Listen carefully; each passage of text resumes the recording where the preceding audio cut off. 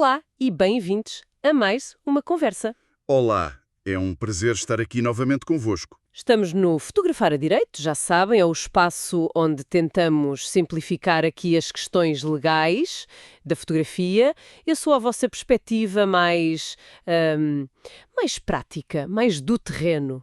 E eu trago a análise jurídica, mas sempre de uma forma, espero eu, acessível, para que tudo faça sentido. É importante referir que os materiais que vamos discutir hoje foram preparados pelo Mário Pereira. Exato. E o tema de hoje, olha, é daqueles que eu sei, por experiência, que gera imensas dúvidas e, pronto, alguma ansiedade. Autorizações do uso de imagem, mas especificamente quando estamos a falar de menores de idade. Aquela foto que parece tão inocente numa festa ou num jardim pode ter implicações que não imaginamos. Precisamente. É um campo onde, bem, a sensibilidade tem que andar de mãos dadas com o rigor da lei. Fotografar menores implica, sem dúvida, um cuidado extra, uma proteção superior à que temos com adultos. A legislação é bastante clara sobre a necessidade de proteger os direitos deles. Vamos então analisar o que é mesmo essencial saber para quem fotografa. Ótimo. Então vamos lá começar por, se calhar, desfazer um mito comum. Muitos colegas, fotógrafos, às vezes por ser mais fácil ou talvez por não saberem mesmo, acham que basta um sim dito pelos pais ali no momento ou que por ser uma foto num evento público, tipo uma festa da escola, que não há problema. Mas na prática a coisa não é bem assim, pois não? Não de todo. Essa ideia é francamente um risco. A informalidade aqui não funciona. Do ponto de vista legal, a imagem de uma pessoa menor de idade tem uma proteção reforçada. O princípio base é que o menor por si não tem capacidade jurídica para dar consentimento válido. Esse poder, essa decisão, pertence aos titulares das responsabilidades parentais. Ou seja, os pais ou tutores legais. Exatamente, quem tiver essa autoridade reconhecida legalmente. Estamos a falar do artigo 79 do Código Civil e também da Lei de Proteção de Crianças e Jovens em Perigo. São leis muito claras sobre esta proteção acrescida. Não é uma questão de forma, é mesmo de proteger a criança. E claro, hoje em dia é impossível não falar disto. A proteção de dados entra aqui também, certo? Sem dúvida. O Regulamento Geral sobre a Proteção de Dados, o famoso RGPD, veio pôr mais uma camada de exigência. Uma imagem é um dado pessoal e, quando se trata de crianças, essa proteção é ainda mais apertada. Até pode ser um dado biométrico, não é? Em alguns casos. Pode, em algumas circunstâncias, sim. O que eleva ainda mais o nível de cuidado.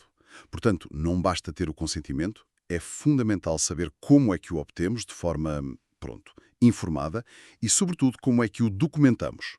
Temos que poder provar que ele foi dado livremente, de forma específica, pelos representantes legais. A prova é chave. Percebido. Portanto, nada de desenrascanços ou acordos de boca no meio da confusão de um evento. Para quem fotografa, qual é a ferramenta essencial para garantir que está a fazer tudo direitinho e que pode lá estar a dormir descansado depois de uma sessão com crianças?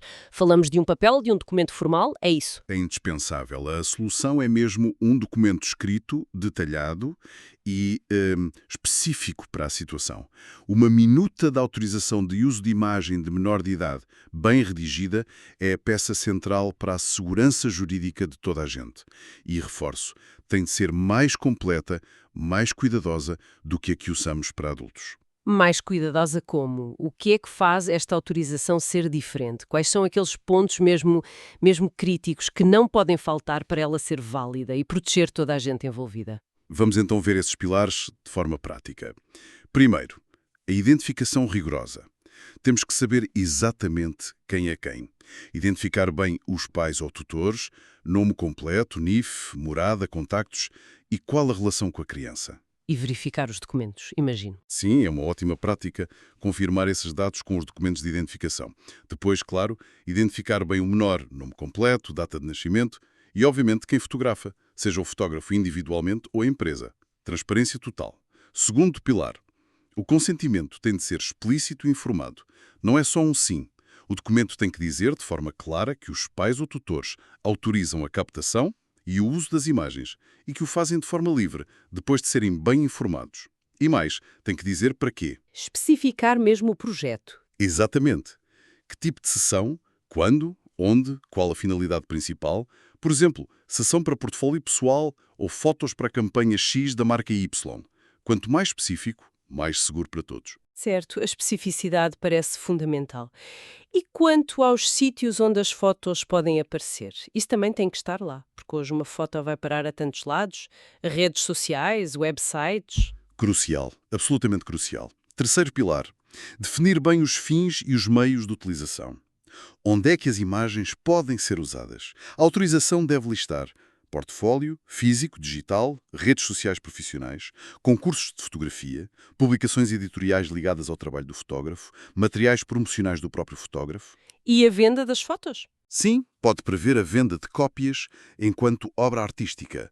Mas atenção, isto é diferente de vender a imagem da criança para publicidade de outra empresa. Isso já seria outra história, provavelmente com outras condições, incluindo pagamento. E ligado a isto, vem o quarto pilar, que é vital: a proteção da dignidade e da imagem do menor. Este é, se calhar, o ponto mais delicado. O fotógrafo tem que se comprometer, por escrito, a usar as imagens de forma adequada à idade e à dignidade da criança.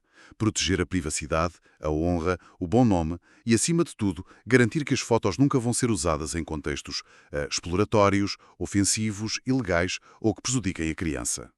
É uma linha vermelha. Isso parece mesmo fundamental.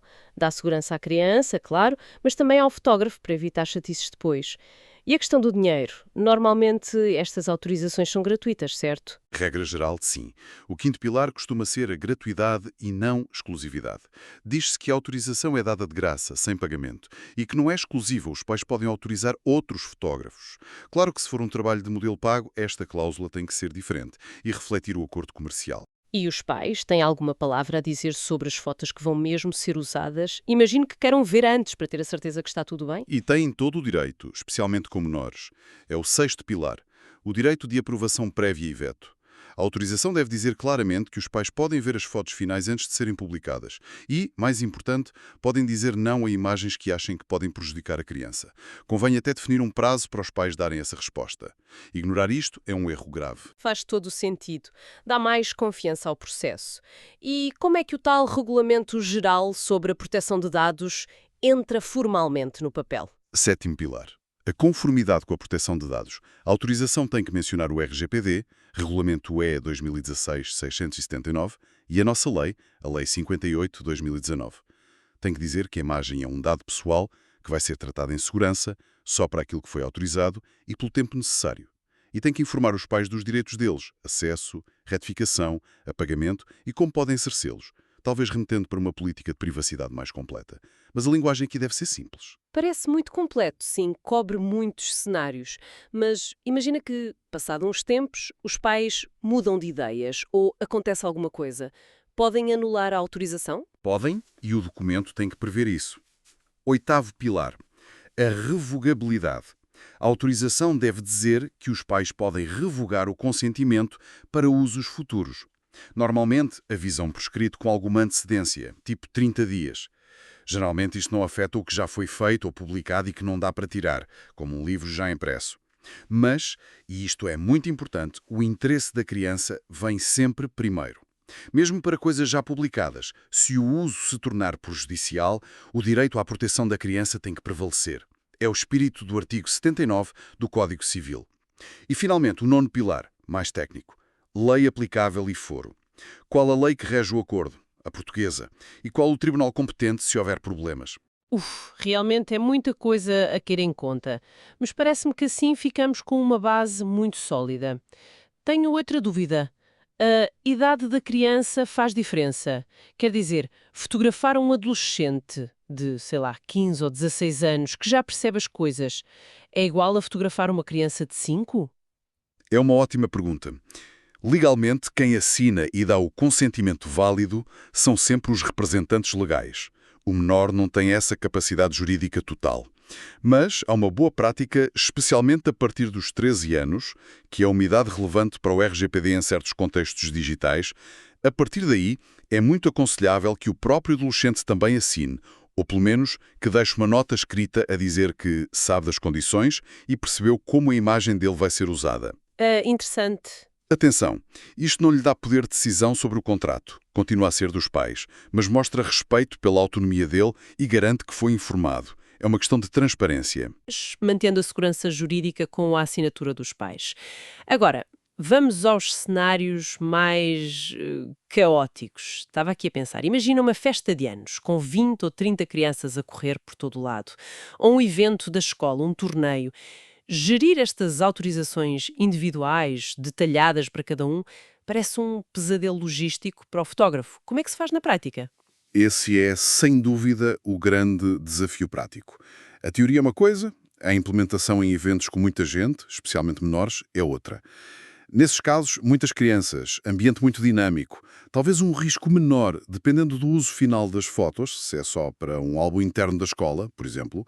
A recomendação mais segura é mesmo procurar aconselhamento jurídico específico para essa situação. Uhum. Podem existir outras formas, talvez formulários mais simples ou mecanismos de consentimento geridos pela própria escola ou clube, mas sempre com muito cuidado para garantir que os mínimos legais são cumpridos. E não esquecer que, se for um trabalho pago por uma entidade, entra também o artigo 168º do Código dos Direitos de Autor, sobre fotos por encomenda, que tem regras sobre quem é dono das fotos e como podem ser usadas. Mas mesmo isso não tira a necessidade do consentimento para o uso da imagem das pessoas, ainda para mais sendo menores. Ou seja, este modelo de autorização que estivemos a esmiuçar é uma base excelente, muito completa, mas não é um fato que sirva a todos. Cada caso é um caso e pode precisar de ajustes ou de um olhar de um especialista. Exatamente. O modelo cobre muito bem a maioria das situações comuns, mas a recomendação final, sobretudo por estarmos a falar de menores, é que qualquer minuta seja revista e, se preciso, adaptada por um advogado.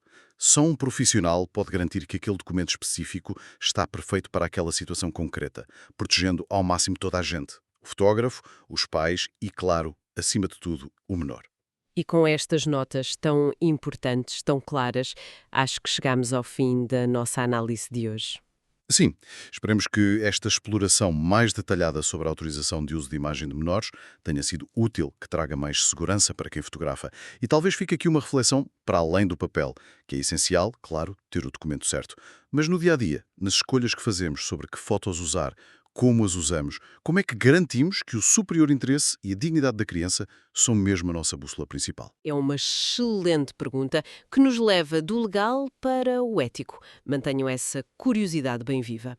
E se tiverem mais dúvidas ou temas que gostassem de nos ver discutir aqui no Fotografar a Direito, enviem-nos as vossas sugestões. E lembrem-se sempre, fotografe com liberdade, proteja-se com conhecimento. Até à próxima! Até breve.